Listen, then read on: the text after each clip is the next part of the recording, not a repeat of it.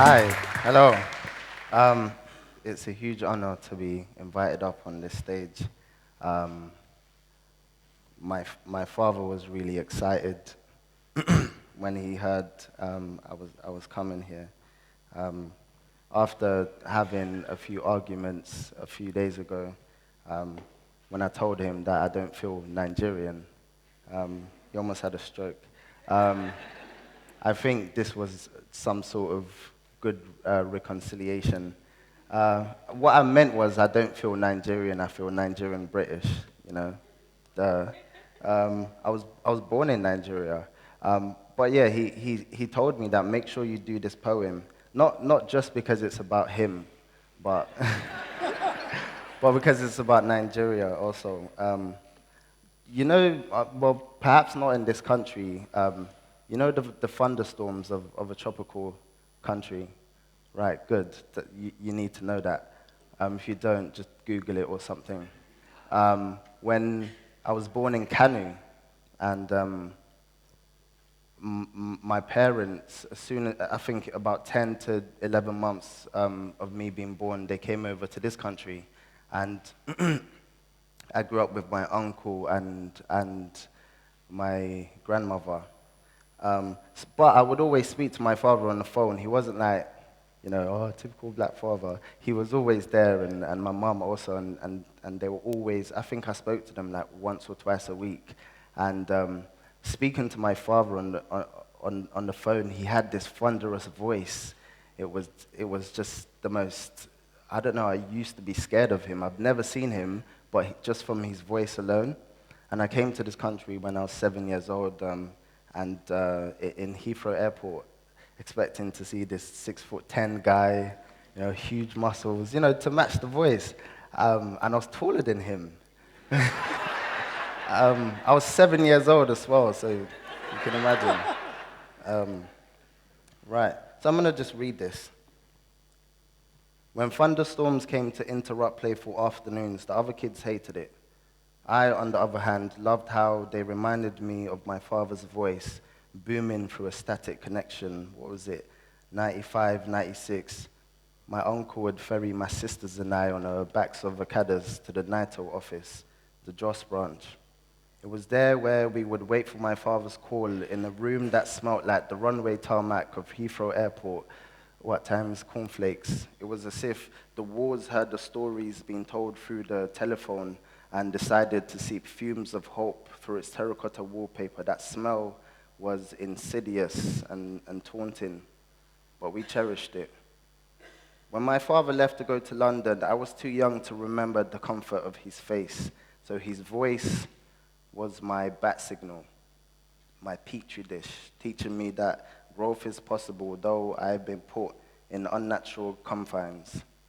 So when thunderstorms came to interrupt playful afternoons and the other kids ran to find shelters underneath their mothers, I stood rooted in the agenda-driven rain, which turned me into a talking drum, my father's voice punching through falling chandelier clouds. It was terrifying, but first beautiful.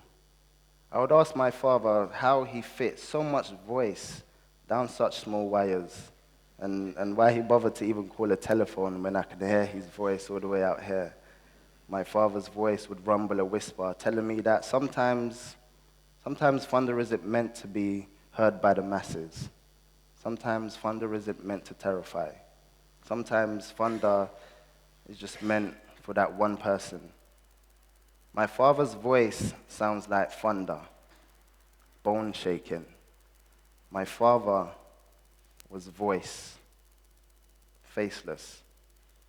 That used to bother me until I stood out in the rain and saw my reflection in the puddles, thinking that if I'm my father's son, then this is what thunder must look like.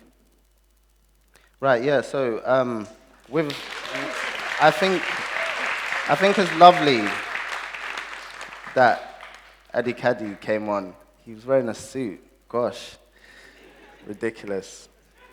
But yeah, so I hope everyone, got their laughs in and everything, because it's all downhill from here. It's all doom and gloom. November is a really peculiar month for me because it's a month of remembrance, not because of 11th of November. I mean, yes, because, you know, but because a lot of people that I was close to died also in this month. I think my first experience of someone my age or someone, a pair of mine, we grew up on the same estate, on the same block, was Damilola Taylor, and I was 10 years old when that happened. And since then, like, loads of my friends have died. And I think it's interesting because sometimes growing up in the household that I grew up in, this idea of trauma or mental health, like your mental health being affected, I mean, yeah, you didn't die, but your friends did. It's not really something that is really touched on or I'm not speaking generically, generally, I'm speaking for me. So yeah, thank God for poetry because I wrote it all down. Yeah. So yeah, this is for a friend of mine called Ronnie, who I was really jealous of for some reason when I was younger because all the girls fancied him because he was light-skinned. But we went to a funeral. We were supposed to go to a funeral, and I was supposed to go with him.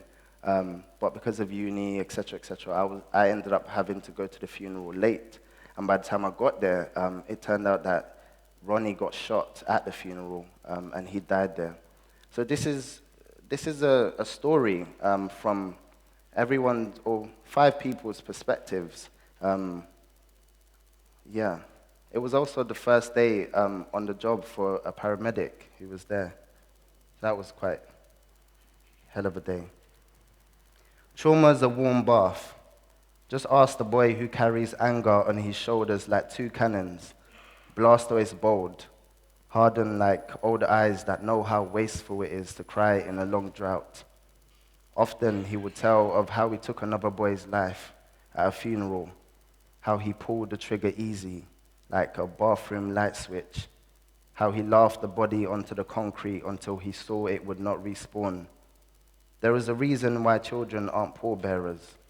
Meatless shoulders shouldn't hold such weight. Just ask the girl who sat and cane-rolled his hair on her living room floor.